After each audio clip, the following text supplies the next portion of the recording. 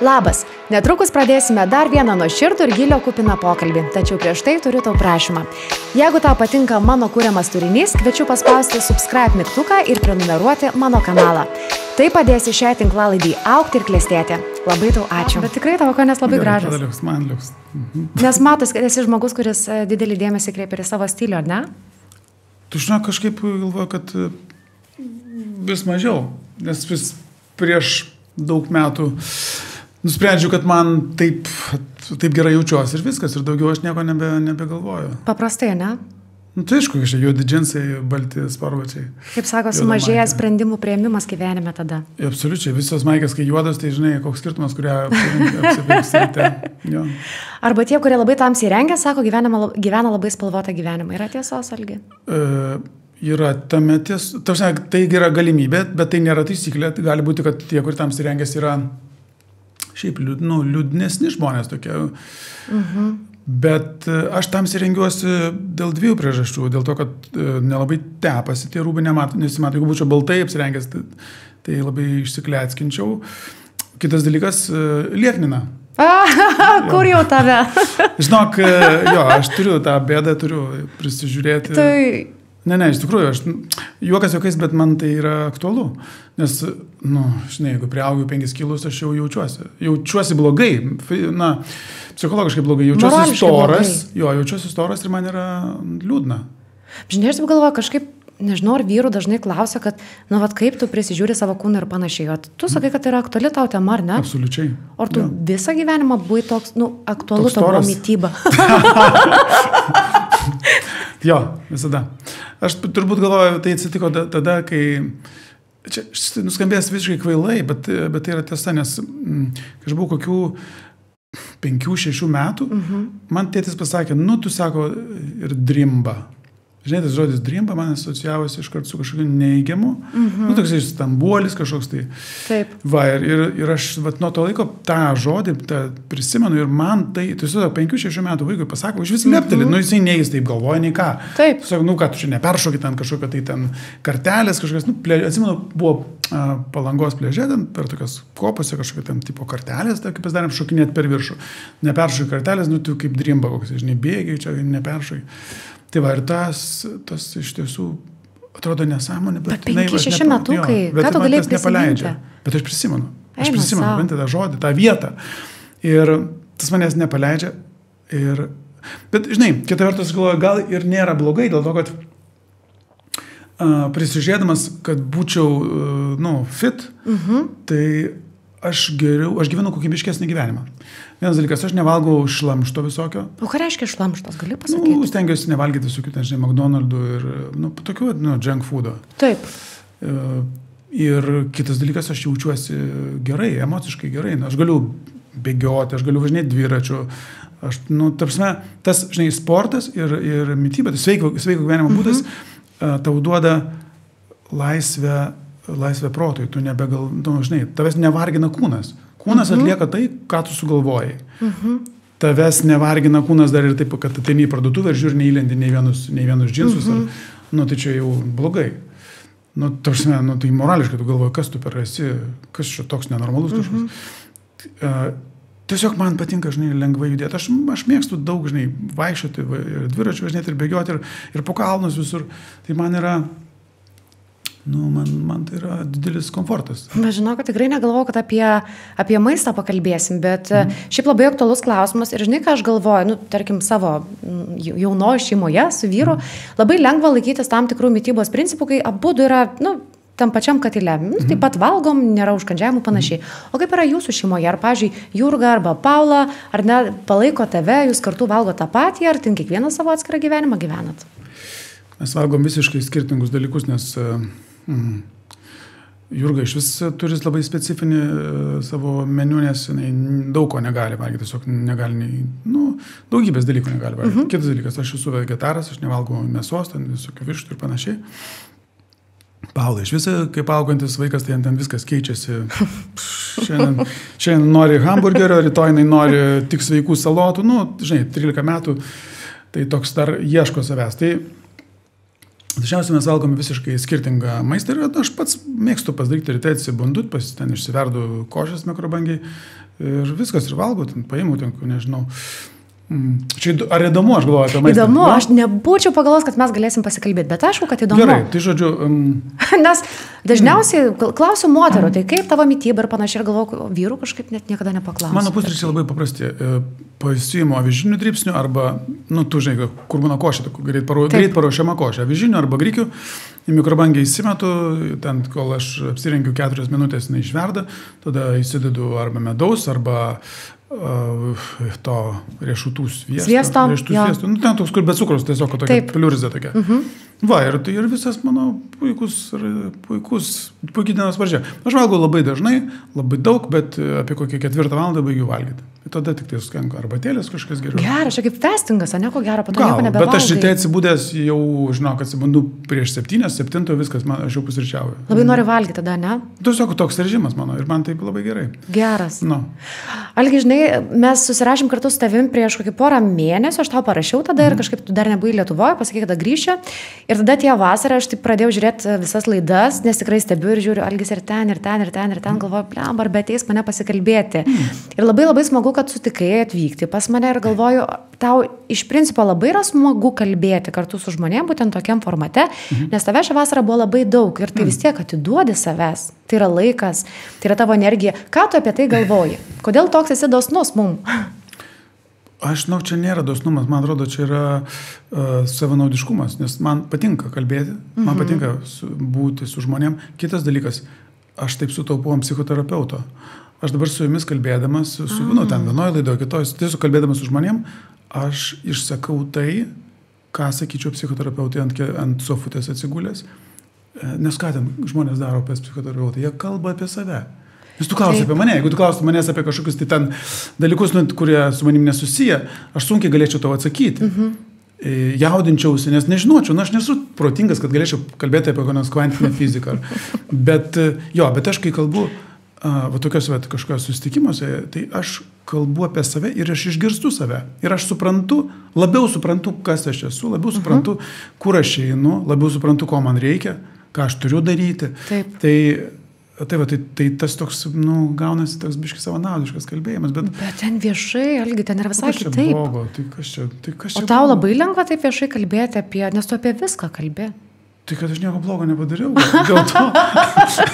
Taip.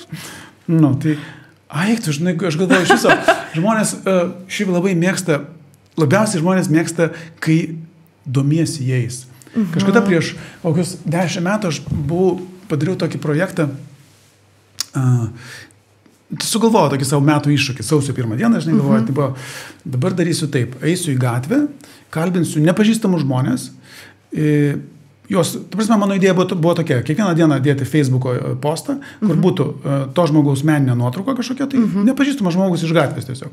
Ir vienas klausimas, kas tave daro laimingą? Arba kada tu... Jurgos čia mintis. Čia buvo Jurgos mintis. Jurga sako, tu daryk šitaip, jo. Ir supranti, mano pirma mintis buvo, bet vremo, kaip aš prieisiu prie nepažįstamo žmogaus, klausiu jo, ar jis norės atsakyti tokį klausimą, kada tu jautiesi laimingas. Aš nenoriu, kad atsakymas būtų toks, tipo, kai esu sveikas ir tralelė. Ne, noriu, kad tas atsakymas būtų labai asmeniškas. Dėl to žmogus turi susikaupti. Įsivaizduoju gatvėje, tu sustabdai bet kokį žmogų, jis turi susikaupti, jis turi pagalvoti, jis turi atsiverti, jis turi parodyti savo vidų. Ir aš galvoju, kad čia bus žiauriai sunku, tu nepatikėsi. Tai yra absoliučiai lengva. Dėl to, kad visi žmonės labai mėgsta, kai tu jais domiesi, kai tu paklausi apie jį, papasako, kas tu esi, koks tu esi. Ir lygiai taip pat ir man yra, kai tu klausi apie mane, tai kas gali būti fainiau, Bet tas eksperimentas, ar kaip pavadinti tyrimą su žmonėm, kur Jurga pasiūlė, yra kažkas tokio. Aš girdėjau apie tai, kažkurioje laidoje Jurga kalbėjo ir aš kaip tik norėjau paklausti tavęs, bet o ką žmonės tau pasakė? Aš suprantu, tie banalūs atsakymai kartais atrodo kaip taip labai banalu. Šeima... Jo, tai tokių atsakymų aš ir vengiau, nes, žinai, tu gali įdėti vieną žmogų, kad jam šeima ten, kitas, kad pinigai, kitas, kad sveikata, trečias, kad kelionės. Taip. Ir baigėsi. O mano projektas turi trukti 365 dienas. Turi, reiškia, 365 skirtingi atsakymai turi būti. Tai negali būti šeima, pinigai, negali būti. Reiškia, O ką žmonės pasakė, tu pameni? taip, Labai įdomu. Taip, nes ten buvo daugiau atsakymų negu 365, ten buvo virš 500, bet aš ne visus dėjau, nes, kai kurie ten buvo tokie labai galbūt asmeniški, kai kurie, tokie, kur, žinai. Manai, kadangi aš sutikau labai daug skirtingų žmonių, nuo ten multimilijonierių iki Ubogo gatvėje. Ir jie visi... Tiesiog gatvėj. Taip, gatvėj. Eina gatvė ir tu prieini pakalbini. Jis neėjo, jis sėdėjo ant žemės ten su tokiu šunim Vilniaus gatvėj per Gedimino 9, ten toksai buvo vienas toksai jaunas, 3-5 gal metų vyras ir aš paskui ten su juo dar nekartą bendravau. Aha. Nunešiau netgi jam drabužį, kažkaip bandžiau jam padėti surasti darbą, įsidarbinti ir žmonės bandė padėti. Bet, ten jo problema buvo tai, kad jo pasirinkimas buvo, jis norėjo tiesiog būti gatvėje, tiesiog, nieko nepakeisi. Ne, bet apie ką, kad ir tas Ubogas, koks jo buvo... Kokia laimė jam, kas jam laimė? Kad jis turi šunį, kad jis turi tą šunį, kuris yra jo draugas, kuris yra visada su juo. Supranti, kas įdomu, kad šuo nežiūri į tave pagal tavo socialinį statusą, nevertina. Nevertina pagal tai, koks tu esi ten, ką tu moki, ar tu ten gabus, ar kvailys esi. Visiškai ne. Šuo tiesiog tave vertina, tiesiog, kad tu esi tu ir viskas, ir nieko daugiau.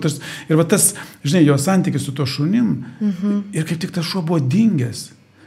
Aš jį pakalbinau apie tą šunį, jis ten tą šunį rado gatvėje kažkur tai ten, priglaudė, tas šuo užaugo ten pas jį. Ir jis man po savaitės skambina, sako, žinok, man tas šuo kažkur tai pradingo, mes ten darėm tokią Facebookinę akciją, ieškokime šuns, ir ten tą šunį suradom ir grąžinom, ir ten buvo, ten tiesiog ašarų pakalnė buvo, toks, žinai, graudžių tokių, įvykių virtinė. Tai va, tai aš sakau, gerai, tam žmogui buvo šuo ir ta draugystė, kuri betarbiška draugystė, pavyzdžiui, kokiam tai multimilijonieriui, ne? Jam buvo, galvoju, kas tave daro laimingą, ar ten verslas padarytas gerai, ar ten kažkokie tai pinigai, ar nauja mašina, ten kažką. Ne, jis sako, mane daro laimingą galimybę susitikti protingą žmogų ir su juo pasikalbėti negalvojant nei apie socialinį statusą, galimybę pasikalbėti su protingu žmogum, pabendrauti su protingu žmogum. Supranti, ir iš kiekvieno tokio atsakymo aš supratau, kad kiekvienas toks atsakymas yra atsakymas man.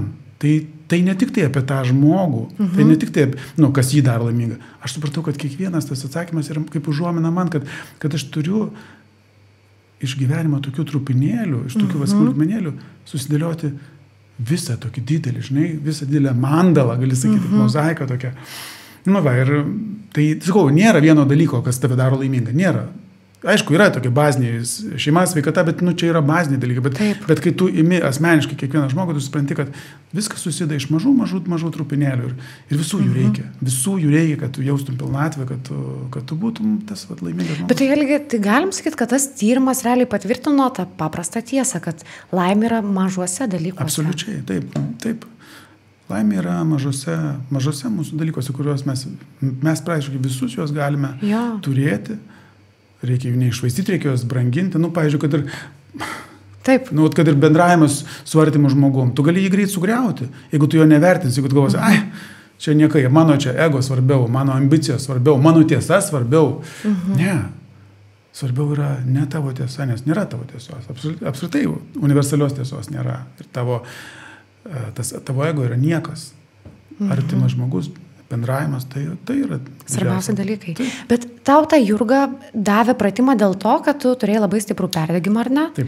Ir norėjo tau padėti. Nuostabus pratimas, bet pati pradžia turėjo būti labai sudėtinga, aš manau. Vien dėl to, kad užkalbint žmogų, kai tau yra sunku, kiek, pavyzdžiui, jauti, kad bėgant savaitį, mėnesiui tau darėsi vis lengviau ir tiesiog pradėjai kaifuoti, bet pradžioj manau, kad tikrai taip nebuvo. Taip, dėl to, kad aš iš prigimties esu intravertas ir man šiaip užkalbinti žmogų yra sudėtinga. Plius. Tau? Taip. Dabar ne. Tada taip. Užkalbinti nepažįstamą žmogų. Plius aš tą pradėjau Ispanijoje su savo broken Spanish. Tai aš praktiškai eidamas prie to žmogaus, aš turėjau perlipti 2 didžiulius slenkščius. Tai yra svetimo žmogaus, nepažįstamas žmogus užkalbinti ir užkalbinti tą kalbą, kurią aš vos veblenau. Tai jo, po pirmo pirmo tokio užkalbinimo, truko, tas mano žygis, išėjimas į gatvę truko 20 minučių, aš grįžau kaip, nežinau, kaip visą vagoną anglių iškrovęs, šlapės, pavargęs žiauriausiai. Kitą dieną vos lengviau buvo. Po 2 mėnesių aš supratau, kad aš tai darau su džiaugsmu. Aha. Klausyk, pavyzdžiui, jeigu tau dabar užduočiau klausimą, ar ne, kas tau teikia laimę? Oi. Jo, matai, kaip ir sakau, laimė teikia daugybę įvairiausių dalykų, bet turbūt, daug mažų smulkmenėlių, bet turbūt priklauso nuo momento. Dabar man, pavyzdžiui, patinka su tavim kalbėtis. Man patinka, žinai, kas aš galvoju, turbūt didžiausia vertybė žmogui ir kas jį daro, kas jį truputį kilsteli ir jam pakelia nuotaiką ir daro laimėsnių, tai yra suvokti šito momento ypatingumą, šito momento, šitos akimirkos, kurioje mes dabar esame. Tai nėra tušti žodžiai. Suvokti savo gyvenimo akimirkos. Ne šiaip apskritai kažkokio momento, bet savo gyvenimo. Mes dabar gyvename, kiekvieną sekundę, kurią mes dabar čia esame, jinai yra, praeis ir nebebus jos. Ir jeigu mes ją praleisime taip šudinai, arba jos tiesiog bijosime, tai jinai bus tuščiai praleista. Ir aš galvoju, aš einu link to, aš stengiuosi, tai aš mokusi tai daryti, mokusi suvokti kiekvieną akimirką, priimti ją kaip mano gyvenimo dalį, kokia ji bebūtų. Ne, tai aišku, čia yra, žinai, tu negali visą laiką bėgti. Kaip ir, žinai, maratonininkas bėga, vis tiek turi kada stabtelti. Taip. Ir, čia yra siekiamybė, kad tu galėtum, siekiamybė yra, kad galėtum kiekvieną priimti, bet, aš stengiuosi vis pagaunu save, žinai. O dabar važiuoju taksi, galvoju, blema, vėluoju, kažkokie kamščiai, galvoju, turėčiau nervuotis dabar, ne, kad ten, bet paskui galvoju, bet šiaip tai viskas faina, už lango graži diena, man nieks neskauda, aš esu gyvas žmogus, aš važiuoju per miestą, kuriame užaugau, tai ko aš turėčiau nervuotis? Tik dėl tų 2 dalykų, kad stoviu kamščiai? Ne, stoviu kamščiai kaip tik tai galbūt dėl to ir stoviu kamštyje, kad aš neskubėdamas pasižiūrėčiau aplinkui. Aš apgalvoju daug dalykų ir ne tik apie miestą, kuriame gyvenu, bet ir apie miestą, kurį paliksiu tuoj už 3 dienų ir išvažiuosiu kitur ir grįšiu čia tik kitą vasarą. Ir tai, ką aš dabar matau, aš turiu įsiminti, kad išsiveščiau tenai ir kad būčiau iki kitos vasaros su tais prisiminimais, kad, žinai, kai pagalvoji, tai gali kiekvienoje net ir banaliausioje situacijoje, pavyzdžiui, stovėdamas eilėje ten, kur nors prie kokio nors, nežinau, mokesčių inspekcijai prie langelio, kažką laukdamas savo numeriuko, ar poliklinikoje prie dentisto. Visą tą laiką tu gali atrasti, viskas priklauso nuo mūsų požiūrio, tik nuo mūsų požiūrio priklauso. Ar tau patinka ta dalis, ar tas gyvenimas, ar tas dalykas, ar tas įvykis tau patinka, ar ne, priklauso tik nuo to, kaip tu į tai žiūri. Bet jeigu labai nepatinka, gali keisti, ar ne? Gali keisti. Kaip ir, pavyzdžiui, tarkim, lietuviškas oras, tau nepatiko ir nusprendėt išvažiuoti, ko gero, ten. Ir aš šiaip galvoju, tu man rašai, kad už poros dienų jau pakelsit sparnus, ar ne? Ir aš kažkur girdėjau, bet ko gero Jurga apie tave taip sakė, kad, kai užeina blogas oras ir liūtis, Algiui jau depresija. Gali čia, nežinau, perdėtai sakė. Ne, man visiškai siaubingai. O kaip pasikeičia tavo būsena, pavyzdžiui? Siaubingai, kai man už lango tamsu ir nėra saulės ir lyja ir aš suprantu, kad aš nelabai galiu išeiti lauko. Arba ten gali išeiti su lietpalčiu pasivaiščioti 20 minučių ir viskas, ir turi pareiti. Bet labai sportiškas, nori judėti, aktyviai, nelaukia būti. Nežinau, man kažkaip negaliu to paaiškinti, man trūksta saulės. Bet visą gyvenimą tai buvo? Labai trūko? Jo, labai trūksta saulės. Ir aš dėl to, aš galvoju, žinai, dar viena didžiulė laimė tai yra ta, kad mes galime pasirinkti, kur gyventi dabar. Mes dabar jau galime, mes esam 30 metų, kaip galime pasirinkti, kur gyventi. Taip. Tai reikia labai norėti. Tai aišku, reikia kai ką paaukoti, galite paaukoti kažkokią ten geresnę materialinę padėtį, galbūt, bet viskas padaroma. Tas yra nuostabu, kad mes galime viską padaryti. Ir ko gero, tai labai fainas pasilgimo jausmas, kai tu išvažiuoji į užsienį, tu pabūni ten, grįžti į Lietuvą.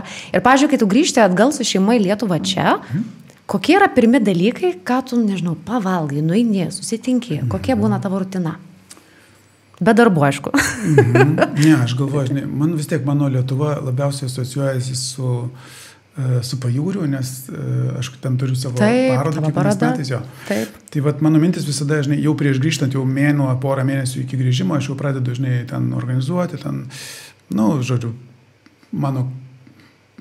Kūrybos tavo namai ten ir Palangoje, ne, tokie? Ar... Ne, ten mano tik paroda. Tik paroda, žinau, ne, aš kūrybą tenais, žinai, pasakysiu taip, aš tenais pasikraunu socialinio bendravimo. Man, kai gyvenu Forteventūroje, tos 9-10 mėnesių, tai ten nėra bendravimas su žmonėmis, ten nėra žmonių, su kuriais galėtum taip kalbėtis, su kuriais galėtum apie meną kalbėti, apie veislą, apie gyvenimą kalbėti. Tiesiog kalbėti. Taip, tiesiog kalbėti. Tai va, o tenai po toj parodoj, ten yra žmonės, kurie ateina, tie žmonės, kurie ten ateina, jie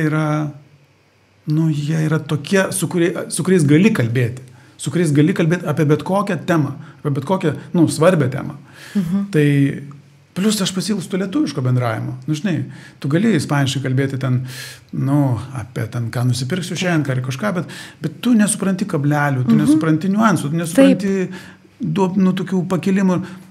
Nėra tokio laisvumo. Tu negali išpasakoti savo minčių visiškai taip, iki menkiausio virpesio.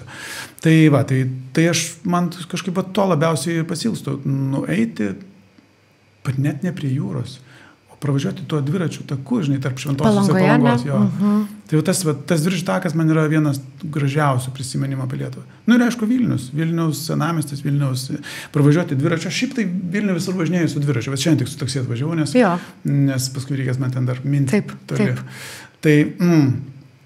Tai šiaip tai važiuoti dviračių yra geriausia per miestą, ypač per Vilnių, jau yra pritaikytas dviračiams. Pagaliau? Taip, pagaliau. Ir palei upę, ir po senamiestį visą. Tai yra šakės. Tokie... Žinai, kas yra? Kai čia gyveni nuolatos, tu to pradedi nepastebėti. To, kad kaip yra gražu Vilniuje. Ir kaip gera čia gyventi, ne? Taip. Bet kai išvažiuoji, tada grįžti ir supranti, kad čia yra gera. O, pavyzdžiui, tuos 90 mėnesių ten saloje tau trūksta kažko iš Lietuvos? Žinok, daiktų. Nesvarbu, galbūt maisto dar kažko, kad labai pasilgęs konkrečios kavos, gal ten kokio patiekalo Vilnių. Ne, aš labai kažkaip tai į maistą visiškai, ten produktus, ar ten kažką man taip vienodai. Aš turiu saulę, turiu savo veiklą mėgstamą, turiu kompą, prie kurio ten pasėdžiu, turiu fotoaparatą, su kurio pafotkinu išėjęs, turiu telefonas, kuriame parašau tekstus. Tai aš viską ten turiu. Turiu knygas, aš ten žinai, ko man ten galbūt labiau trūksta, ko Lietuvoje galiu lengvai gauti. Tai nueiti į knygyną ir nusipirkti knygų. Gerų knygų.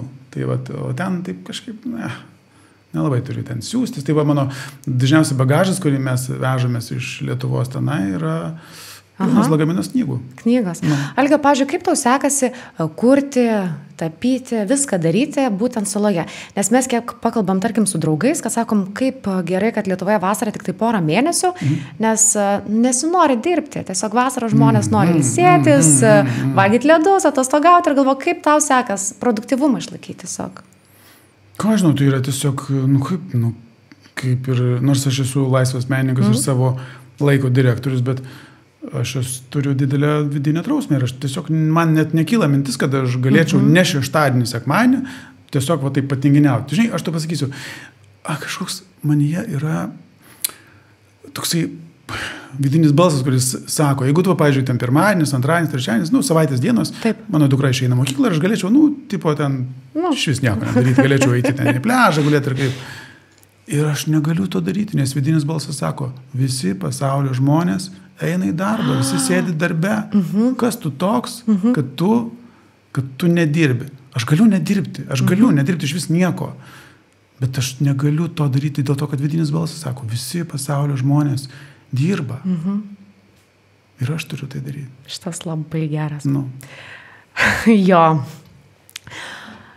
Algi, bet aš, pavyzdžiui, kai žiūrėjau interviu per šią vasarą, ar skaičiau tavo interviu, ar žiūrėjau, visur yra pagrindinis sakinys, padariau tokią išvadą. kaip tave pristato, tarkim, žurnalistai, ne žmonės, kad tu esi geriausiai parduodamas, perkamas menininkas Lietuvoje. Ir galvo, viskas ok, aš tikrai tą suprantu ir tikrai, kad tavo vardas Lietuvoje garsus yra faktas. Kiek tu jauti atsakomybės, kiek jauti naštos, kai tave tai pristato? Ar tau yra visiškai vienodai? Tu tiesiog kuri ir darai, ką myli? Naštos, tai baigtų čiagi, tai yra džiaugsmas, kokia šito našta. Jeigu nebebūsi parduodamas geriausiai. Ai, nuoj. Dėl to. Jo, apie tą, tas žodis geriausiai, tas, reiškia, tas laipsnis yra, jis iš tikrųjų neturėtų būti tokio dalyko, nes, kai žmonės siekia būti kažkokie labiausiai, tai jie apsikrauna, nereikalingais visiškai. Tu negali būti geriausias. Bet kai tave pavadina taip, kaip tu... Tai koks skirtumas, aš čia juokiuosi ir tiek. Man, ką žinau, man juokinga ir tik, žinai, tu būtum turtingiausias pasaulyje, ne? Ir ką, rytoj bus kitas turtingiausias. Jeigu tu visą laiką sieksi būti labiausiai, kažkoks labiausias, tai tu visą gyvenimą prabėgsi tiesiog. Man atrodo, kad užtenka būti tiek geras, kiek tu gali, kiek tu sugebi. Tai aš taip kažkaip ir stengiuosi. Aš nenoriu būti labiausiai, kažkoks tai labiausias, aš tiesiog darau tai, ką moku. Taip. Ir darau tiek gerai, kiek aš sugebu. Ir viskas, daugiau nieko. O ten tie visi pavadinimai, ką reiškia, nieko nereiškia. Aišku, smagu, žinai, kai sako, tu esi gražiausia moteris, ir ką. Taip. Bet tai yra, tu vis tiek tu supranti, kas tu esi tik paprastas žmogus ir tiek. O buvo gyvenime etapas, kai norėjai būti geriausiu? Aš norėjau būti, kai man buvo 25 metai, aš norėjau būti, garsus pasaulio fotografas. Nes aš, 25 metus buvau fotografas ir irgi tada buvo geriausiai apmokamas Lietuvos fotografas ir, žinai, tas titulas. Bet jis, kas, aš tiesiog geidžiamiausias ten kažkoks, tai, kas čia per juokai? Tu esi tiesiog žmogus. Taip tai aš noriu ką pasakyti. Kai buvau man 25 metai, aš turėjau, žinai, idėją, kad noriu tapti užsienyje garsus, noriu išvažiuoti ir gyventi, reiškia, būti madų fotografas, kuris ten važinėja po pasaulį, fotografuoja ten Maldyvuose, Seišeliuose, kažkur ten Aliaskui, ten visus ten daro tokius dalykus. Ir paskui supratau, kad ne, aš to nenoriu. Aš pamėginau fotkinti, taip kaip garsiausi pasaulio fotografai, aš ten turėjau kur aš ten fotkinau, Kiprė, ar kur ten turėjau 19 žmonių komandą, kurie ten laikė ten apšvietimus, ten kažką.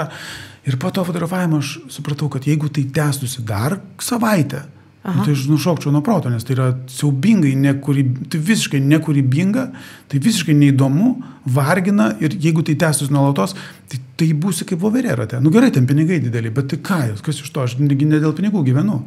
Gyvenu dėl to, kad man turi patikti.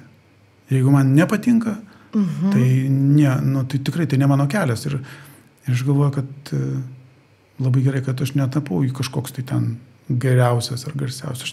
Nesąmonė. Nesąmonė, tai ne? Aš tiesiog noriu būti, aš tu pasakysiu, aš labiausiai ko noriu, labiausiai ko noriu, tai noriu tiesiog būti žmogumi, kuris gyvena savo gyvenimą ir jis yra juo patenkintas ir kai jisai baigės tas gyvenimas, pačioje pabaigoje, galėčiau pasakyti, kaip buvo faina, kaip buvo gerai. Jo, bet man atrodo, kad tam reikia ir suvokti, kad numirsim vieną dieną, kad ir kaip bebūtų. Tu šitą negali, argi tu pamiršti tai nors kada nors? Žinai, kažkoks mūsų draugas, iš tikrųjų bendras kartu su mano vyru pasakė, kad Hebra, paskaičiuokit, kiek kartų aplankysit mamą tėtį, jeigu gyvena, tarkim, Vilniui, o tėvai ten kažkur kitur. Ir kažkaip, žinok, tada jau labai liūdna pasidarė. Taip, tu supranti, kad tu aplankysi, tiek, ant pirštų gali skaičiuoti. Jo, ir kažkaip suvoki, bet tu gerai suvoki tą mūsų. Tai aš dėl to ir nuėjau šiandien pas mamą ir pas tėtį. Ir prasidėjau, nors neturėjau šiandien laiko visiškai, bet nuėjau pas mamą ir pas tėtį ir prasidėjau su jais, geriau arbatą, kalbėjom apie, belenką. Tiesiog buvau su jais. Ir aš supratau, kad tai yra dar vienas kartas, vienu kartu mažiau. Tai atsisveikinamas, aš supratau, kad yra dar vienu kartu mažiau. Tai yra labai, labai... Šitą pagalvoti reikia dažniau. Iš tiesų reikia dažniau pagalvoti apie tai, kai tu atsisveikini su savo draugais, kai tu būni su draugais ir paskui, kai jam pasakai, iki kito karto, tada tu pradedi galvoti, kad tų kartų nebus begalybė. Nebus, kad mūsų gyvenimas nėra toksai begalinis, kad tu galėtum švaistyti laiką niekams. O kada tu suvokiai tą gyvenimo baigtinumą? Ar buvo kažkoks įvykis, ar gyvenimas tiesiog? Dažnai, greičiausiai, vienas dalykas, tai knygos tai padeda suvokti. Primena, nes visos geros knygos yra apie tą patį, apie tai, kad mes turime nežiopsoti, mes turime nepraleisti gyvenimą niekais. O kitas dalykas tai, kai, kai kažkas miršta. Kai kažkas šalia miršta, tai, pavyzdžiui, dabar šį pavasarį mirė šuniukas mano, kuris su mumis gyveno, gal 15 metų, 15 metų pragyveno ir kai tas šuniukas numirė, tai aš supratau, kad, vieną dieną taip pat ir mūsų baigsis viskas. Ir pagalvoju, kad to šuniuko gyvenimas buvo mielas.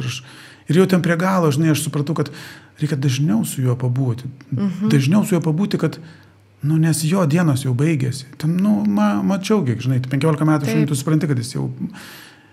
Ir kad netgi tada, kai neturi laiko, atrodo, kad, čia savo kažkur reikaliukų turiu, čia dabar paskrolinsi Facebook'e. Bet ne, tu bent šalia pasidėk tą šuniuką, palies, kad jisai būtų su tavim kartu prie glaustusi, kad jisai išbūtų tos paskutinės visas savo gyvenimo akimirkas, išbūtų iki galo su tavim. Tai tokie, paprasti dalykai, visiškai paprasta kasdienybė primena tau, kad reikia nepamiršti. Šiaip kalbant apie knygas, tai aš klausiau, kaip tu kalbėjai viename interviu apie tai, kad, tarkim, psichoterapeuto savo tinkamo neradai, bet labai padėjo psichoterapinės knygos. Ir, aš kažkada buvau girdėjusi, kad gal psichologo kažkokio klausiau irgi podcastą, kad sako, knygos dažniausiai būna masėms skirtos ir nebūna personalizuotos. Ir kažkaip taip įsigandau, galvoju, gal ten, tie tokie pratimai uždaviniai visiems skirti, o čia ne unikalu. O ką tu apie tai galvoji? Ar knygos iš tikrųjų gali padėti? Nes labai dažnai kažkaip nuneigia. Čia populiari psichologija, dar kažkas nesąmonė. Ką tu galvoji? Aš galvoju, panašiai, dėl to, kad aš populiarios psichologijos ir neskaitau. Man visi tie motyvaciniai, visos tos knygos, man ten bullshitas yra visiškas. Tiesiog, kaip... Ten nėra parašyta nesąmonių. Ne, ten parašyta sąmonės. Tik tiek, kad vienas dalykas, tu pats savo nepritaikysi to, nes, reikia... Dažniausiai žmonės, kol skaito, žiūrėk, grina tiesiog, grinai, va taip ir darysiu, užvertė kitą puslapį, pamiršo, kas buvo parašyta. Užvertė knygą, pamiršo iš viską skaitė ją. Ir toliau varo to pačiu keliu, tą pačią vagą. Dėl to, kad, ir tik tai labai labai retas, kuris žmogus gali pritaikyti savo vieną kažkokį punktą, gal antrą punktą.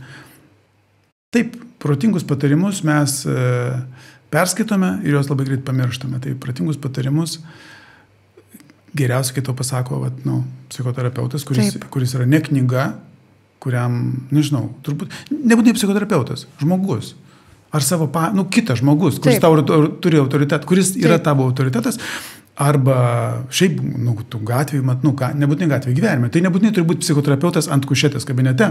Tai gali būti paprastas tiesiog kažkoks žmogus, kuriuo pasitikė. Ir dar labiau, ne žodžiai, o pavyzdys, jo gyvenimo pavyzdys veikia.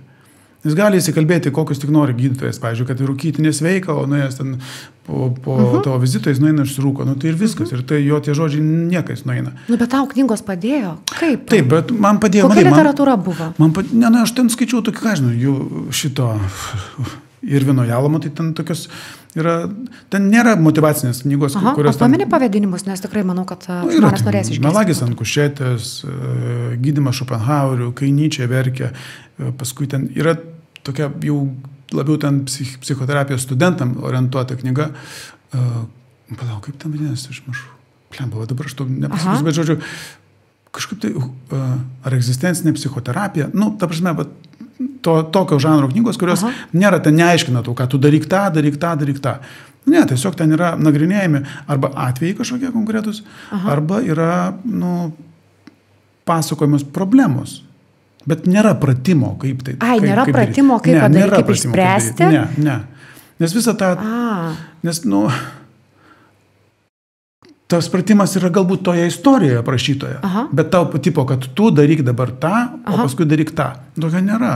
O lygiai tos, pavyzdžiui, knygos yra apie vieną ir tą patį iš esmės, ar ne, nes kaip skaitai, va, ta, tarkim, populiarią psichologiją, atrodo, kad visi tie pratimai būtų tas pats, o kaip ten, nėra? Ne, ten yra, palauk. Irvinas Jalamas yra egzistencinė psichoterapijos, kaip čia pasakyti, vienas tėvų, jam dabar kokie 89 metai. Pradininkų. Jo, pradininkų, jo. Tai jo, ir jis turi didžiulę Dievo dovaną, kad jis moka rašyti. Jis rašo grožinę literatūrą. Tai yra romanai, kaip novelės, romanai, apsakymai, bet tai tie romanai yra apie psichoterapeutus, praktiškai jie pagrįsti savo paties patirtimi, savo pacientų kažkokiam tai istorijom. Aišku, jos ten viskas ten vardai pakeisti, sukaitaliuoti, bet tai iš principo tu skaitai ligos istorijas, kurios yra išspręstos, kurios yra, kurio aiškinama problema, bet tik kad tai pateikta kaip grožinė literatūra. Tu skaitai ir tau tiesiog smagu skaityti. Visiškai nesvarbu, ar tu domiesi tą psichoterapiją ar ne. Taip visiškai neturi jokio reikšmės. Tu skaitai tiesiog kaip romaną. Va, ir tenais tu randi, ir tenais staiga tu matai. Blemba, klausyk, ir aš taip pat jaučiuosi. Va, šitas dalykas yra grinai kaip man. Ir tada tu skaitai toliau ir pamatai, kaip išspręsta. Bet sakau, tai nėra prikišamai, maždaug, kad tu daryk ten tokį pratimą ir tau praeis. Ne. Kitas dalykas, žinai, kad geriausia psichoterapija ir visą gyvenimą filosofija svarbiausia yra surašyta literatūros klasikų kūriniuose. Juos reikia skaityti. Juos reikia skaityti po 3-4 kartus, kad suprastum, kas ten, kad suprastum ne tik tai istoriją pasakojimą, ten nuotykius kažkokius, tai ne, kad suprastum esmę, ką norėjo pasakyti, apie ką. Bet šiaip tu psichoterapiją tiki ir palaikai tiesiog, kad neradai savo tinkamo specialisto. Taip, visiškai, taip. Aš tikiu, kad, žinai, geriausia psichoterapija yra bendravimas su žmogum, su protingu žmogum, su žmogum, kuris tave gali išklausyti, kuriam tu gali išsipasakoti, nes tik išsipasakodamas tu supranti, kas tau darosi. Ir tik išsipasakodamas nes visus atsakymus, ką reikia daryti, tu žinai. Tiesiog tu jų dar neišgirdai iš savęs paties. Niekas tau negali patarti, tu daryk šitą ar daryk aną. Tu pats turi suprasti, ką tu turi daryti. Ir visi atsakymai pas tave galvoje yra, tau reikia tik tai juos atrakinti. O kai išsikalbi, gali atrakinti. Taip, dėl to moterims yra kartais lengviau, dėl to, kad moteris kalbasi su kitom moterim, kalbasi atvirai. Aišku, jeigu jūs kalbėtųsi visiškai atvirai, tai taip kaip kalba psichoterapeutui, nebijodamas pasirodyti, žinai, negražiai, nebijodamas pasirodyti netokios fainos, netokios stiprios, netokios kietos. Tai va tada, kai žmogus atsiveria tokiam atvirume, tokiam nuogume, žinai, kur tu nebėjai parodyti savo tamsos. Nes kiekvienas mes turime savyje daug tamsos. Kartais, o labiausiai kvaila, kad mes savo negalime to pripažinti. Mes negalime savo pripažinti, kad esame ir bjaurūs. Ne tik geri žmonės, bet ir bjaurūs žmonės. Kad turime ir pavydo, kad turime ir gobšumo, ir kvailumo, ir užsispyrimo. Ir kai tu visą tai iškalbi, garsiai, į sakinius sudėliojęs. Žinai, kodėl labai svarbu kalbėti? Todėl, kad kai pas tave galvoje yra pilna kažkokių tai, ypač išgyvenant kažkokią nuopolę, ne? Taip. Tai galva pilna verda kažkokių tai minčių, aš ten kažką, man blogai, aš kažkas blogai, bet tu nespranti kas. Tai kažkoks eina chaosas, toksai, žinai, kaip videoklipas, daug visokiausių kažkokių tai fragmentų ir tu nesuriši jų vieną. Bet kai tu pradedi kalbėti, tada visas tas tavo chaotinės mintis susidėlioja į sakinį. Ir kai tu sudėlioji sakinį, tu pamatai tą problemą. Tu pamatai, kad ta problema yra va štai tokia. Ir tada jau tu gali su ją tvarkytis.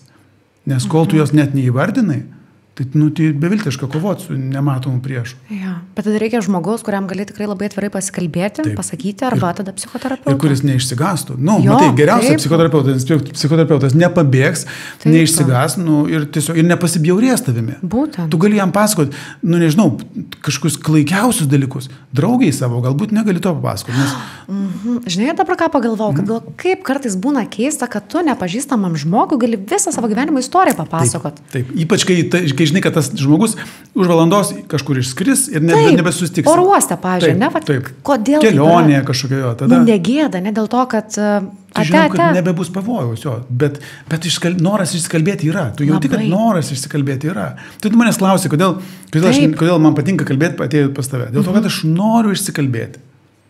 Bet atrodo, turigi šeimą, draugus, o čia viešai. Nu, bet vis tiek norisi kalbėti. Gera. Dėl to, kad ir kažkas klauso. Bet, Algi, kiek būna situacijų, kad, pavyzdžiui, žmonės klausia tų pačių klausimų.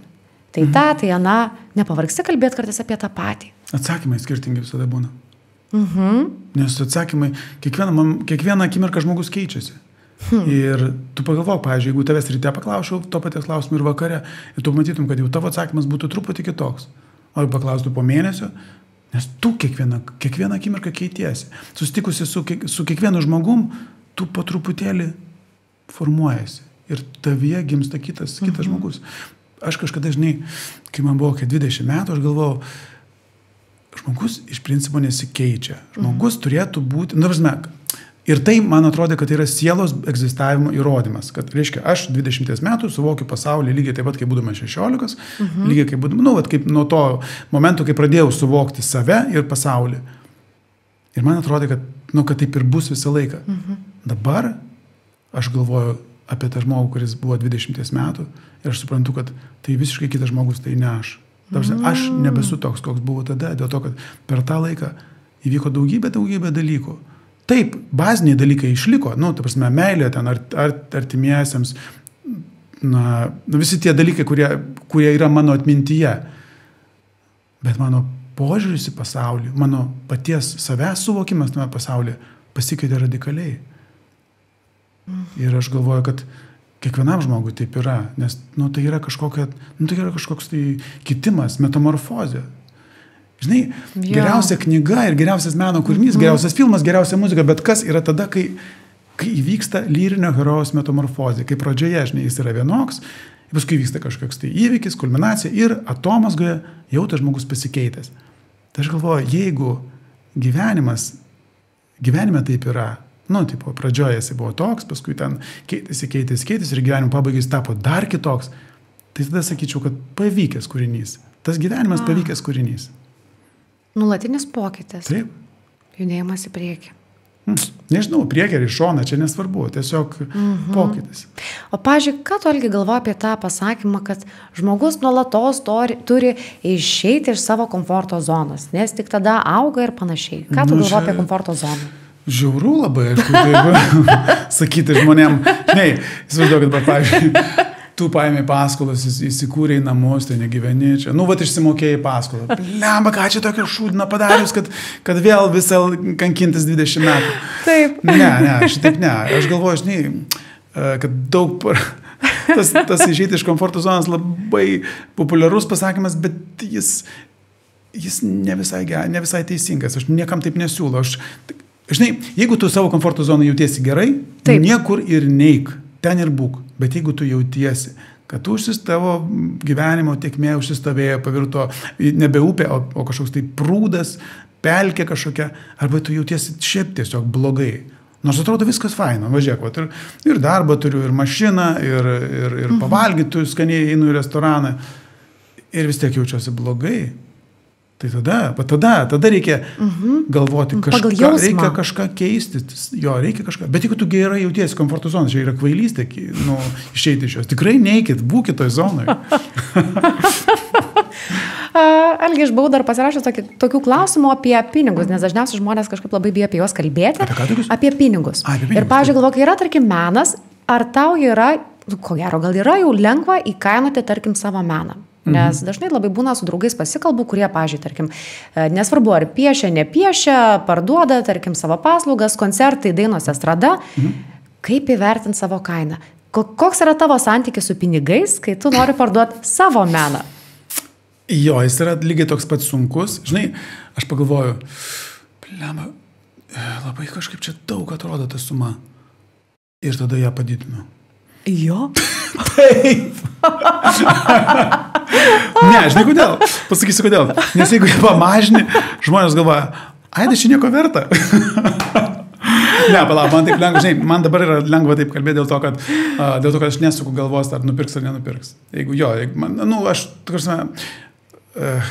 Man nereikia kovoti dėl duonos kąsnio.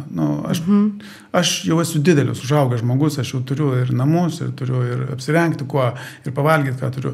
Tai, aš galiu savo Nu, galiu tiesiog taip eksperimentuoti. Nu, nepirks, tai nepirks. Tai jo, tai dėl to aš galiu drąsiai taip sakyti, bet aišku, buvo daugybė laikotarpių, kai aš galvodavau, blemba, kažkaip brangiai čia, reikia pigiau. Nu, ir pasakydavau pigiau, jo. Bet žinai, ką pasakysiu, iš tiesų, žmonės nevertina pigių dalykų. Jeigu jie gavo pigiai, o jeigu gavo už dyką, tai iš viso sako šūdas, o jeigu gavo pigiai, tai galvoja, tai čia ir pigų ir yra. Nu, pavyzdžiui, pas mane namie yra Picasso piešinys, originalas. Aš jį gavau dovanų. Iš draugo. Nu, ir tada galvoju, žinai, blema, čia turbūt, wow, čia neįmanoma, Picasso originalas, čia neįmanoma. Ir tada man draugas pasakė, kiek jis kainavo. Ir aš galvoju, ką, tik tiek? Šūdas. Ir pakabinau jį kažkur koridorių, kur nesimato. Geras. Tai va, tai toks vat yra santykis su pinigais. Blema, koks geras. Nu, bet, o pavyzdžiui, tarkim, kalbant apie hobius ar dar kažką, va, turi kažkokį pomėgį, tą guilty pleasure, kaip sako, kur pinigus dėt. Atsimenu, kažkieno savo pašnekovo klausiau, tai gal kažkas kokią plokštelės kokias perka, dar kažkas kažkur kitur deda tos pinigus. Kur tu, pavyzdžiui, va, taip turi? Aš turiu labai vieną aistrą, kur man patinka įrenginėti namus. Tarsi, įrenginėti, ne tai, kad pirkti sofas, ne, man patinka daryti, kažkokius tai interjerus. Man patinka, aš iš tiesų kažkada dar vaikystėje norėjau būti architektu. Bet pasisuko likimas taip, kad netapau. O tas architektūrinė gyslelė man nepraėjo. Tas dalykas nepraėjo. Ir aš Vilniuje pastačiau namą, pats nusibraižiau visą, pats ten padariau, visą, visą architektūrinį dalyką. Tik tai techninę dalį paprašiau, kad, architektas, aš negaliu, žinai, man nieks nesuteiks leidimo, jeigu su mano brėžiniais. Tai va, ir ir visą eksterjerą, visą interjerą, tiesiog norėjau pats. Bet jis buvo prieš 15 metų ir man dabar jau kirba vėl, žinai, ir noriu vėl, ir aš noriu, dabar vėl susiprojektavau kitą namą, bet jau ne Lietuvoje. Ir aš turiu pilną, mano galvoje verda sumanimai, kaip padaryti interjerą, kažkokia šizoidinė, kaip, žinai, Fridos Kahlo namus dabar noriu pasidaryti tokius. Tai va, tai čia aš pinigų man negaila, žinau, kai galvoju, tai kitas sakytum, palauktum, blema, čia labai žiauriai brangiai gaunas. Koks skirtumas? Man patinka tai daryti. Tai ir yra. Dėl ko? Taip, mes, kad tam pinigai reikalingi, kad tu juos išleistum tam, kam tau patinka. Kitas, pavyzdžiui, mano bičiulis kolekcionuoja Porsche automobilius. Jis leidžia visus pinigus tai jam. Ir, tai yra brangi aistra, jo, bet jis su jais... Bet jam patinka jos kolekcionuoti. Jis ne dėl to, kad pasipuoštų ar kažkur. Ne, sako, kur aš tos pinigus išleisčiau? Nusipirčiau kokius ten šūdinių skudurų ar ten dar kažkokiu tai, arba ten, kokią nors ten, nežinau, Bentley ar ką. Ne, aš noriu tos vintažinius kažkokius automobilius, kad jie turi istoriją. Man patinka tai daryti. Ir tada pinigai turi prasmę. Šiaip pinigai neturi jokios prasmės. O tada, kai tu darai, ką nori, kai tu atsiduodi savo aistrai, tada jie turi prasmę. Aina, savo. Bet gyvenime vis tiek, ko gero, yra tekę dirbti darbus, projektus tik dėl pinigų. Aišku yra. Bet jau senai. Galvoju, turbūt jau senai, Bet, žinai, aš galiu savo, visai nesenai išmokau pasakyti ne. Aš tiesiog kartais darydavau ne dėl pinigų, bet dėl to, kad nemokėjau atsisakyti. Nepatogu. Jau sako, oi, mums čia labai patinka tai, ką jūs darote, jūs padarykite, man prašau va šitą. Blamba. Ir aš taip jaučiu, kad aš nenoriu, man tai visiškai ne. Bet nėra kaip atsisakyti, nes labai gražiai paprašė. Arba, mes čia tiek dedam daug vilčių, ten kažką tai. Ir nėra kaip atsisakyti. Dabar kažkaip išmokau pasakyti ne, nors labai nejaukus jausmas, labai bjaurus jausmas. Iki šiol, ne? Iki šiol siaubingai. Ašgi esu... Dėl to ir pas mane tai? Ne. Ne, dėl to, kad tu graži. Dėl to aš pažiūrėjau Facebook, gražiai, einu.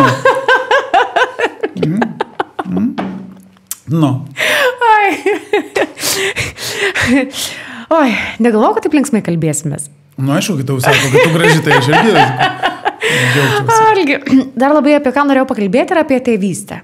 Turiu tokį klausimą ir galbūt šiais laikais labai jau nepopuliaru klaus, bet neskambės gal seksistiškai, bet, pavyzdžiui, man įdomu, koks yra skirtumas auginti dukrą ir sūnus? Didžiulis, siaubingas, visiškai, absoliučiai kitas. O koks tas skirtumas? Aš nesu mama, neturiu nei to, bet man tiesiog įdomu. Kai turėsi, matysi. Suprasi. Žiauru, skirtumas jau didžiulis. man asmeniškai, kaip aš turiu 2 sūnus, jiem yra vienam 30 metų, kitam 32. Ir jie, suaugę žmonės jau viskas. Ir aš, kai juos auginau, galbūt ne tik tai dėl to, kad jie buvo berniukai, bet ir dėl to, kad aš buvau jaunas. Ja. Jaunas buvau ir man rūpėjo mano paties gyvenimas, man rūpėjo, man atrodė, kad vaikai yra, toks biškai kaip ir trukdymas, nes, aš čia turiu savo reikalų, planų, darbų, čia viskas. O dabar, kai aš esu jau nebe jaunas ir turiu dukrą, tai aš suprantu, kad nuo pat to gimimo, nuo pat momentų, kai aš paėmiau į rankas, aš supratau, kad nėra gyvenime svarbesnių reikalų negu šitas ant rankų. Nėra mano gyvenime nėra svarbesnių reikalų.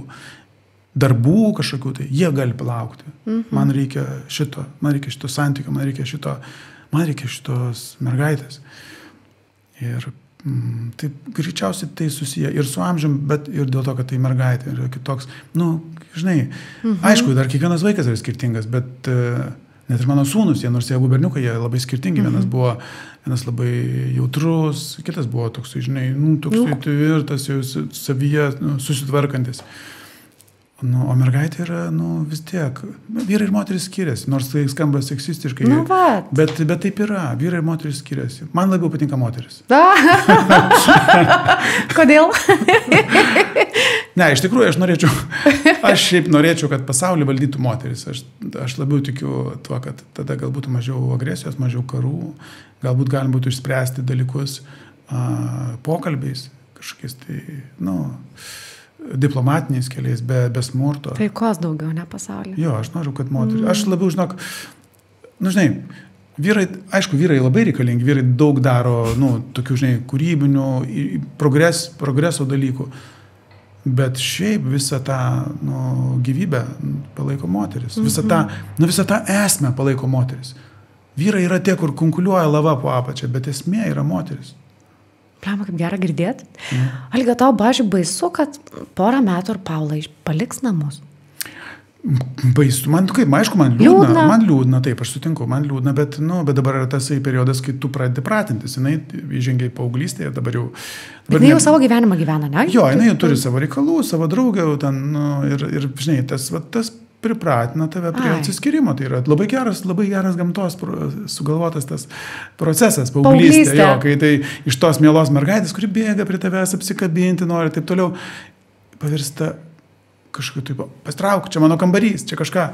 Nors pasakysiu, šiąnakt buvo vėl tas dalykas, kas man tiesiog sušildė širdį. Aš miegu staiga, jaučiu kažkas prie mane stovi. Tėti. Kas ir... Ką? Smerku, stovi čia prie manęs. Klausyk, aš susapnavau, kad kažkas mane paėmė už rankos ir nepaleidžia. Man labai baisu. Tai sakau, kad nori čia dabar gultis. Keičiamės lovom. Jo, sako. Ir aš taip pusiau miegodamas, jūs lovą, neatsigula prie Jurgos. Tai vas, tas dalykas, kai dar jinai ateina ir sako, tėti, man baisu, keičiamės lovomis. Tai tas dalykas yra nepaprastas. Tas yra žiauriai gerai. Netgi, sakau, jie dabar 13 metų paauglystė ir tas paauglystė, tas ežiukas toksai pasišiaušęs, jis tik vėl pavirsta į tokį pukuotą triušiuką ir viskas, ir aš pasiduodu, ir aš einu, kur jinai pasako. Geras. O kaip Algi jauties pagaliau vedęs? Oi, žinok, man jokio skirtumo, visiškai. Man visiškai jokio skirtumo, absoliučiai. Aš mačiau, kad Jurgos tai pastoviai klausdavo, koks jausmas, bet galvoju, o kodėl, pavyzdžiui, tu 15 metų įpiršaisi? Vat čia buvo bairio forma tokia, kad tiesiog pasveikint, kažkaip meilę pašvesti. Kad po žiedą padovanot, brangus bairiai, kasmet po žiedą dovanoti. Ne, kodėl piršausi? Aš kažkaip suprantu, kad moterims santuoka yra, kaip ir saugumo toksai garantas. Taip. Bet aš galvoju, koks gali būti didesnis saugumo garantas už dukrą, ar už... Saugumo garantų iš vis nėra, nes tai mano yra antra santuoka. Pirma santuoka, nors jinai ir buvo, bet jinai iširo, tai koks čia garantas? Jokio čia garantų nėra, bet gal, man jokio skirtumo. Aš nesijaučiu niekiek. Bet ir Jurgiui atrodo, kad jokio skirtumo buvo. Bet jinai, nežinau, dabar jinai... Ne, jai skirtumas ne vestuvės buvo. Skirtumas buvo tas, kad jinai, kodėl jinai sutiko tekėti, tai dėl to, kad jinai pagaliau per tuos 15 metų suprato, kad aš jai esu tinkamas. Ir viskas. Rimtai? Per 15 metų suprato, kad tu esi tinkamas. Taip, kad su manim yra faina. Kad su manim galima būti iki galo, gal taip sakyti. Geras. Nu. Nes jinai mane užaugino, jinai mane suformavo, nes aš nebuvau toksai, aš buvau labai kategoriškas, labai toksiniai, juk mano tiesa, tai, aš turiu iki galo įrodyti. Nes, ašgi žinau, kad tai yra teisybė, kodėl aš turiu nusileisti, supranti. O dabar aš kitaip, aš pradedu galvoti, aš žinau, kad tai yra mano teisybė, bet koks skirtumas. Tiesiog patylėsiu gal. Kam tai rūpi? Svarbu yra santykis tarp žmonių, o ne mano teisybė. Kas iš tos mano teisybės? Niekas. Blemba, bet 15 metų piršais. Ką daryti? Vau. O, pažiūrėjau, turėjai konkrečią datą, kad tą dieną ar tiesiog, nežinau, kaip tau užplaukdavo, kad, graži diena, gal noriu parodyti meilę, kaip būdavo? Ne, žinau, kažkaip, turbūt užplaukdavo, kad einu pro parduotuvę, žiūriu, žiedai, blemba, reikia prisiminti kodį, kam tie žiedai skirti. Tai kažkaip, žinau, kad tokio nebuvo konkrečia data, tipo, kad 15. Čia, supranti, mūsų santykiuose tie visi, tie gražiai dalykai, tie visi, kaip čia pasakyti, šabloniniai, ten to piešlybos ant vieno kelio, tokių nebuvo. Nes mes kažkokie kitokie esame. Ir mūsų tos vestuvės buvo kitokios negu kad visų žmonių. Tai ir mūsų santykis kitoks negu kitų žmonių. Ir, negu šiaip standartinis. Nestandartinis. Tai, ir aš džiaugiuosi, kad taip yra. Ir mūsų gyvenimas nestandartinis. Iš tiesų.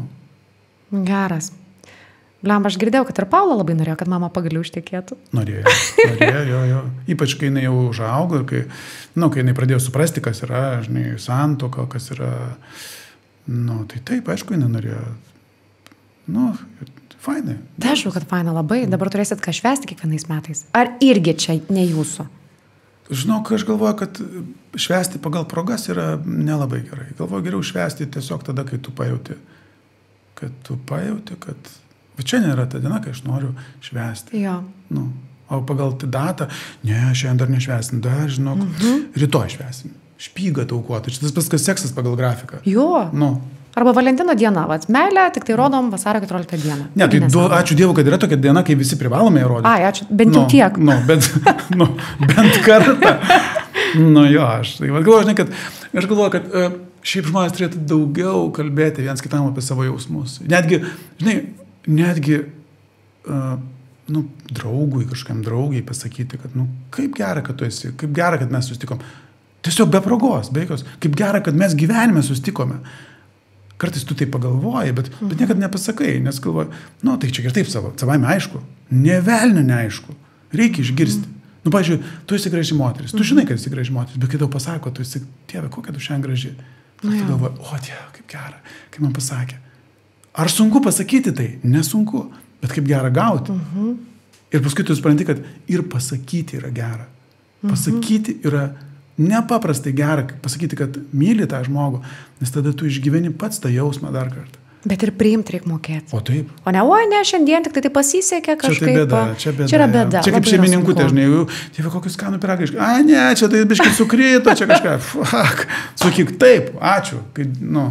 Bet Olga, kiek, pavyzdžiui, pats savo pasakai komplimentų? Kiek įvertini pats save? Šaunuolis. Čia gerai buvo. Čia gerai padarai. Va šitą savybę tavo labai faina. Aš galvoju, kad aš nesu šaunuolis. Aš esu sėkmingai susikloščiusių aplinkybių rezultatas. Aplinkybių? Taip. Tu viskai manai, kad aplinkybių? Tai tavo talentas, visa tai, ką tu turi. Taip, koks talentas. Aš gimiau geroje šeimoje. Jo. Mane augino geri tėvai mylintis. Aš sutikau gerus draugus gyvenime, mano klasiokai buvo geri. Aš sutikau draugus, su kuriais pradėjau kūrybinį kelią. Aš pradėjau groti foje, ne savo iniciatyvo. Tiesiog mane, sukrito likimas, taip kad mano klasiokai buvo ten, ir mes kartu pradėjom, su Andrium klasiokai buvom. Paskui aš sutikau netyčia Jurgą ir aš tapau fotografas garsiausias ir visas ten Lietuvos žvaigždės ten 100 kartų išfotkinęs. Ja. Ir aš tokiu būdu, aš viską tai padariau netyčia. Aš galvoju, kad tai nėra didelis mano nuopelnas. Aš tik tais nepasakiau ne, aš išdrįsau, išdrįsau eiti ten, kur kitas galbūt būtų neišdrįsęs, pagalvotų, o ne, aš to nesugebėsiu. Aš galvoju, gerai, aš pamėginsiu, pasistengsiu, darysiu, ką galiu geriausiai ir tiek. Bet kad aš esu kažkuo pats ypatingas, tikrai negalvoju, bet taip negalvoju. Ir galvoju gerai, kad taip negalvoju. Aš manau, kad gerai. Tai yra galbūt ir sėkmės tavo dalis. Taip. Kad taip negalvoji. Algi, dar turiu paskutinį klausimą, kadangi įdomi pabaiga. Ir jį užduodu visiems savo pašnekovėm tą patį, bet labai, aišku, atsakymai skiriasi, kaip ir pats tu sakei, tas pats klausimas, skirtingi atsakymai. Ir labai toks banalus klausimas, bet dažniausiai žmonės labai įsiplečia, aš visąlaik paklausiu, kokia fraze, citata ar ten moto pastaruoju metu vadovauja savo gyvenime. Ir tai gali būti ne tik sakinys, tai gali būti šiek tiek daugiau, bet jeigu reikėtų apibūdinti, kuo labiausiai vadovaujasi, gyveni kuo, kas tai būtų. Nu, čia kaip ir žinutė, aišku, klausytojam. Palauk, biškį pagalvoti. Ok.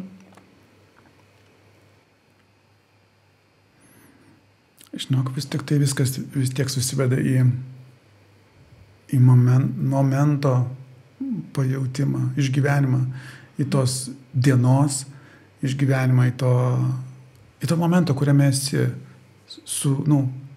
visą pilnai išgyvenimą. Nes nieko kito vertingesnio ir nėra.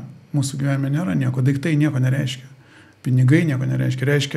Reiškia tik tai, ką tu patiri. Tu gali turėti milijoną pinigų, bet jeigu tu būsi nelaimingas, tu ir būsi nelaimingas. Tavęs tas milijonas pinigų neišgelbės.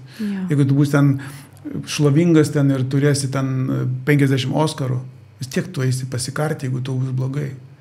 Jeigu tu jausies vidai blogai, jeigu tu negyvensi to gyvenimo. Ir aš galvoju, kad kaip tai bebūtų banalu, bet tai yra vienintelė teisinga, nežinau, kryptis, tai išbūti šitą momentą. Čia ir dabar. Labai skamba klaikiai, bet būti tame momente, kur tu esi, ir jame išvelgti kažką prasmingo ir iš jo daryti kažką prasmingą. Ne iš ateities, kur tu ten, aš ten už mėnesio darysiu tą ir tą. Taip, reikia turėti planų. Bet kurti reikia šitoje akimirkoje, dabar. Netgi jeigu pasitaiko, žinai, tokių daug nesėkmių pasitaiko, ir tada, pavyzdžiui, šiandien lakavau tokį paveikslą, kurį piešiau savaitę. Ir staiga matau, kad, lakuoju, žinai, su voleriu, matau, kad tas volelis, dažus, kurie buvo, dar neišdžiūva, jis pradeda juos ten terliuoti su kitais. Pasakiau, pirmiausiai, tai fuck, aišku. Bet paskui, žinai, galvoju, palauk, o aišku, aš padaryčiau dar biškį kitaip, bet aš ten, žinai, su ranka ten braukiu ir iš to nesėkmės tos, nes ten feilas buvo, tiesiog, ten dažai išmaliavoja man ten pusę paveikslo. Iš tos nesėkmės su trupučiu fantazijos aš padariau, kad gausiu dar įdomiau. Tai aš galvoju, kad turbūt taip yra su kiekvienu momentu, kuris netgi, kaip ir iš pirmo žvilgsnio atrodo nesėkmė. Bet galbūt ta nesėkmė gali išvirsti į kažkokį tai, truputį pridėjus pastangų, arba į pamoką išvirsti, arba į žingsnelį aukštyn, arba į kažkokį tai išvis įdomų sprendimą, netikėtą, kur tu net nesuplanuotum, nesugalvotum. Taip.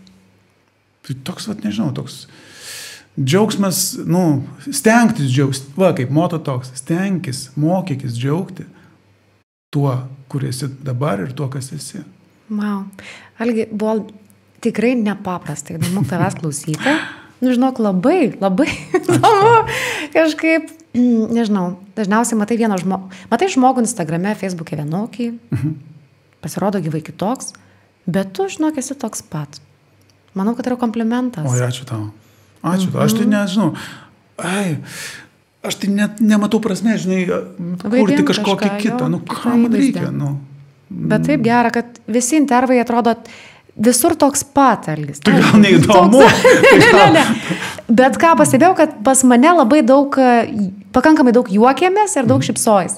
Dėl to yra malonumas. Aš šiaip linksmas. Aš šiaip labai, žinai, kas tai yra, čia gal ne į temą, bet, pavyzdžiui, aš turiu netgi tokią bėdą, žinai, kad, pavyzdžiui, sakau kažkokius rimtus dalykus. Ja.